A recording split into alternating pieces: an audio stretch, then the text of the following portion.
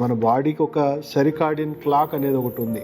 ఏ టైంలో పడుకోవాలి, ఏ టైంలో తినాలి, ఏ టైంలో వర్క్ చేసుకోవాలి, ఏ టైంలో ఏం చేసుకోవాలి అనేది బాడీకి ఒక సెరికార్డియన్ క్లాక్ ఉంది. మీకు నిద్రలో ఆల్మోస్ట్ 9 నుంచి మార్నింగ్ 5 వరకు మన బాడీ రిపేర్ చేసుకునే ఫంక్షన్, అంటే ఆ టైంలో మీ బాడీ అంతా కూడా సర్వీసింగ్, సెల్ఫ్ రిపేర్ చేసుకోవాల్సిన టైం. సో ఆ టైంలో మీరు కంప్లీట్ గాఢ నిద్రలో ఉండాలి. సో రిపేర్ ఫంక్షన్స్ అంటే ఏం జరుగుతుంది, 9 to 11 మనం చూసుకుంటే మన హార్మోన్స్ వ్యవస్థ మనకి కరెక్షన్స్ జరుగుతుంది, బ్యాలెన్స్ అయ్యే టైం అనమాట. సో చాలా మంది 9 10 11 మనం పడుకోకపోవడం వల్ల థైరాయిడ్ సమస్యలు, డయాబెటీస్లు, రకరకాల హార్మోనల్ ఇష్యూస్, గైనిక్ ఇష్యూస్ ఇవన్నీ అభివృద్ధి చెందుతూ ఉంటుంది. సో అలాగే 11 to 1 and 1 to 3 gall bladder, liver function అనేది యాక్టివ్గా ఉంటుంది. సో ఆ టైంలో మన body detoxification, bile juice release అవ్వడము, cell repair, blood development and liver detoxification అనేది జరుగుతూ ఉంటుంది. 3 to 5 వచ్చేసి